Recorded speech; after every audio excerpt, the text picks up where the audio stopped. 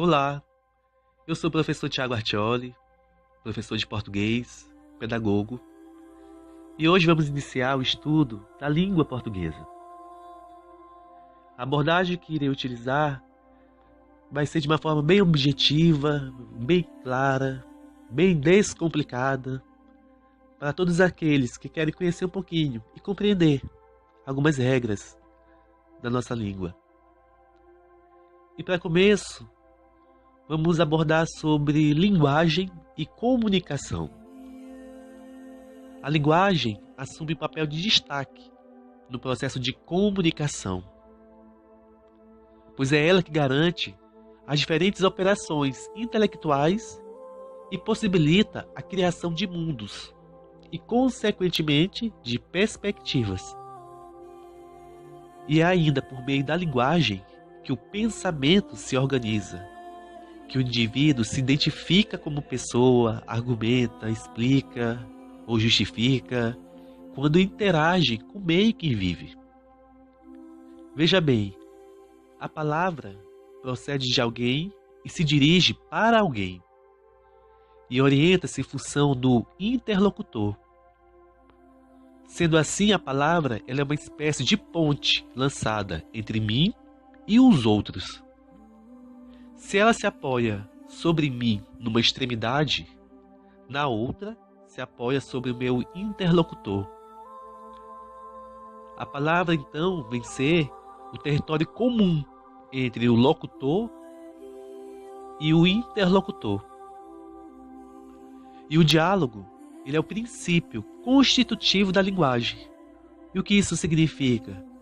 Em qualquer campo, a linguagem ela está impregnada de relações dialógicas, seja o diálogo entre interlocutores ou o diálogo entre discursos.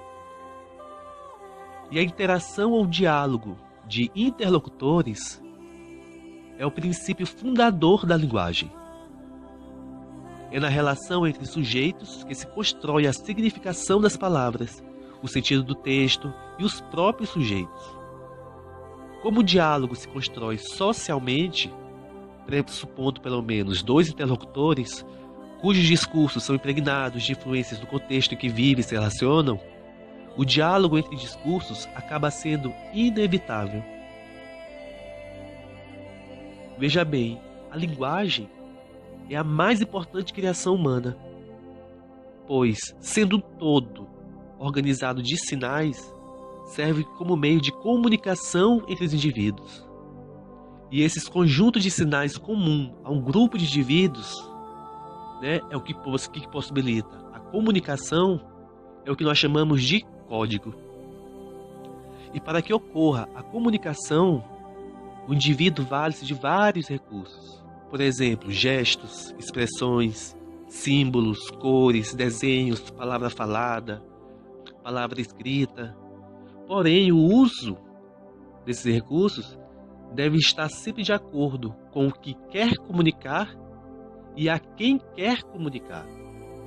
Um exemplo, o choro do bebê movimenta a mãe para saber que ele não está bem. As cores dos semáforos possibilitam os pedestres atravessar ou não a rua.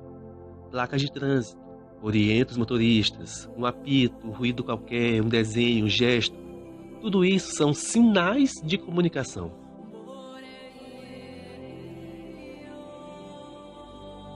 Então, fazemos uso da linguagem verbal e não verbal.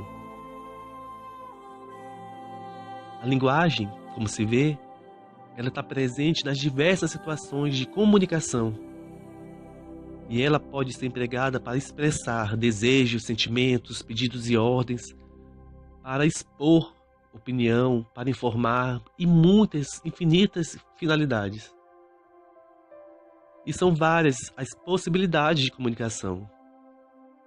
Mas, para que a comunicação ocorra, o conjunto de sinais escolhidos deve ser compreendido por todas as pessoas que estão envolvidas no processo. Ok? No próximo áudio, faremos a diferença entre a linguagem verbal e não verbal. Ok? Até mais. Gratidão.